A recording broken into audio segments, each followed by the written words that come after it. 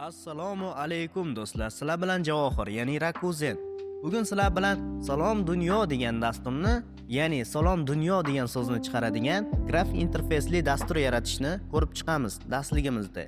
Bizga buning uchun Python kerak, ya'ni Pythonda grafik interfeysli dastur yaratamiz. Unda Salom Dunyo degan tekst chiqadi va uni Windowslar uchun, Windows operatsion sistemasida ishlashi uchun exe ko'rinishida konvert qilamiz sizlar bilan. Buning uchun bizga kerak bo'ladigan 3 ta kutubxona bor va bularni men sizlarga ko'rsataman hozir. Bizning birinchi qadamimiz kerakli kutubxonalarni o'rnatishdan boshlanadi do'stlar.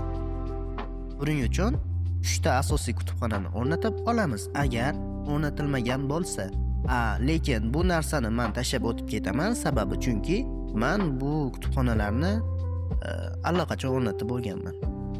Ana endi ikkinchi qadamga ham o'tsak bo'ladi. Qachonki 3 ta kutubxonani yuklab olgan bo'lsak, ikkinchi qadamda biz nima qilamiz? Ikkinchi qadamda biz salomdunyo.py nomli fayl yaratib olamiz. Hamma o'ziga ma'qul ko'rgan kod editor, ya'ni matn muharrirlaridan foydalanishlari mumkin. Men video davomida Sublime'dan foydalanib sizlarga ko'rsataman. Dastur kodlarimizni yozib bo'lganimizdan so'ng, 3-qadamda dasturni sinab ko'rish, ya'ni dasturni ishga tushirib ko'ramiz. Va nihoyat biz 4-qadamga yetib keldik. Bizning asl maqsadimiz nima edi? Exe faylga aylantirish, Pythonda yozilgan kodlarni, ya'ni dasturni Windows uchun dastur yaratish edi.